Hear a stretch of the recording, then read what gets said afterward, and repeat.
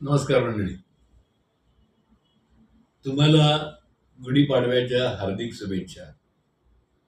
तुम्हा सर्वांना गुढीपाडव्याच्या हार्दिक शुभेच्छा. दुसरी गोष्ट, 20 तारखेला स्वामी जयंती आहे. सर्वांनी आमच्याकडे गोल्डन टेम्पल म्हणजे गोल्डन स्पिरिच्युअल टेम्पल इथे स्वामी जयंतीला नक्की या. खूप मोठा कार्यक्रम असतो स्वामी जयंतीचा. सर्वजण या.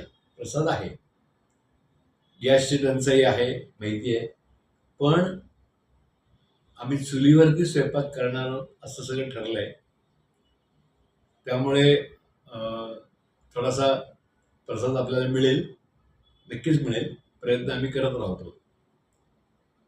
आज एकाने मला एक प्रश्न विचारला की सगळेजण देवांना नवस बोलतात आणि काही देव जे आहेत ते नवसाला पावतात आणि मग ते नवस फेडायला जातात, नवस फेडतात वगैरे, असं बरंच काही आहे. म्हणजे आतापर्यंत, म्हणजे माझ्या माहितीप्रमाणे, की अनेक जण आपल्या आश्रमात लोक आली. ते स्वामींना काय बोलले मला माहित नाही. त्यांनी स्वामींकडे काय मागितले हेही मला माहित नाही. पण आल्यानंतर लोक असं सांगतात, परत येतात तेव्हा सांगतात की आमचं काम झालं, किंवा आम्ही येऊन गेलो इथे, आम्ही त्यांना सांगितलं, सगळं झालं. पण तरी सुद्धा माझ्या आईंनी मला एक स्वामींना, म्हणजे खरं म्हणलं तर स्वामींना नवस कोण बोलतो मला माहित नाही, पण आईंनी मला एकदा एक सांगितली ती गोष्ट, माझ्या गुरु आईंनी. आणि मुजुमदारबाईंनी पण मला ही गोष्ट तशीच सांगितली, सेम, की ज्यांनी मला ती पोथी दिली. तर त्यांनी मला असं समजून सांगितलं की स्वामींचा एक वेगळ्या प्रकारचा नवस आहे आणि तो तू केलास तर तुला यशप्राप्ती भरपूर होईल. अनेक लोक तुला फसवणार आहेत पुढे, अनेक लोक तुला फसवतील, निघून जातील, अर्धवट सोडून जातील. अनेक जण प्रयत्न करतील तुला पाडण्याचा, तुला मागे घेण्याचा. बदनामी पण भरपूर तुझी करतील. पण तू हा नवस कर. हा नवस केल्यानंतर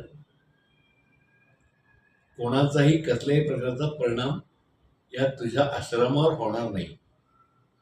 थोडे दिवस जातील, कष्ट थोडेसे जास्त करावे लागतील तुला, पण पुन्हा सगळं उभं राहील, पुन्हा सगळं छान होईल आणि स्वामी जे काय करायचं ते बघून घेतील. अनेकांनी चोऱ्या केल्या, अनेकांनी अनेक वस्तू पळवल्या मठातल्या, असं बरंच काही झालं. त्रास देण्याचा प्रकार खूप झाले. पण मी नवस केल्यानंतर, म्हणजे मी आतापर्यंत 4 वेळा तो नवस मी केला. जसा मला त्रास व्हायला लागला तसा मी तो नवस करायचो. तो नवस केल्यानंतर मी तो पूर्ण केला पण आहे. कामं झाली माझी. पण माझा अनुभव हे तुमचं ज्ञान नाही. मी मनापासून बोललो, त्यामुळे माझा फायदा काहीच नव्हता. मी फक्त सर्वांसाठी हा नवस बोललो. तर तो नवस करण्याची जी पद्धत आहे स्वामींना, ती खूप वेगळी आहे. लोकांना कितपत जमेल मला माहित नाही, पण मी मात्र ती केली आणि मला त्याचा फायदा भरपूर झाला. म्हणजे एकटं पाडणे काय असतं याचे अनुभव मी खूप घेतलेले आणि खूपदा घेतले.